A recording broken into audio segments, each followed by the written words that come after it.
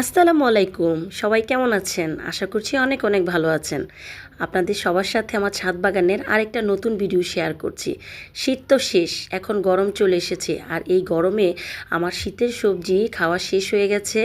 এখন আমি গরমের যেই সকল সবজি এবং শাক লাগানো যায় তাই কিন্তু ছাদ বাগানে আবাদ করেছি।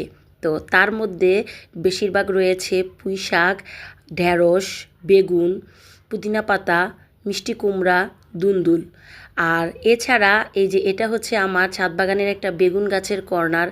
বেগুন গাছগুলো একটু কিন্তু শীতের মধ্যে লাগানো, কিন্তু এখনও কিন্তু ভালো বেগুন দিয়ে যাচ্ছে। আর বাগানের যে গাছগুলো আছে এগুলো থেকে যে সবজি পাওয়া যায় এগুলো কিন্তু একদম বিষমুক্ত এবং কীটনাশক মুক্ত।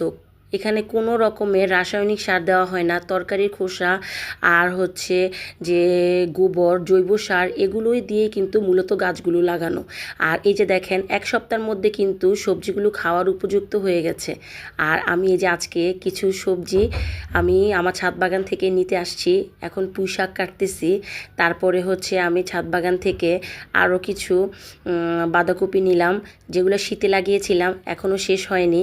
এছাড়া দেখেন আমি কিন্তু বাঁধাকপির ক্রেস্টের মধ্যে কিন্তু পুঁই শাকের চারা অলরেডি লাগিয়ে দিয়েছি। এখন এই যে বাঁধাকপিটা খেয়ে ফেললাম, তারপরে কিন্তু আমার পুঁই শাক নতুন করে এখানে হয়ে যাবে। তারপরে আরও কয়েকটা বেগুন গাছ থেকে বেগুন ছিললাম। মানুষ বাজারে যায় বাজার করার জন্য, আর আমি আমার ছাদ বাগানে আসি বাজার করার জন্য। তো আমার ভিডিওটি কেমন লাগলো সবাই কমেন্টস করে জানাবেন। আল্লাহ হাফেজ।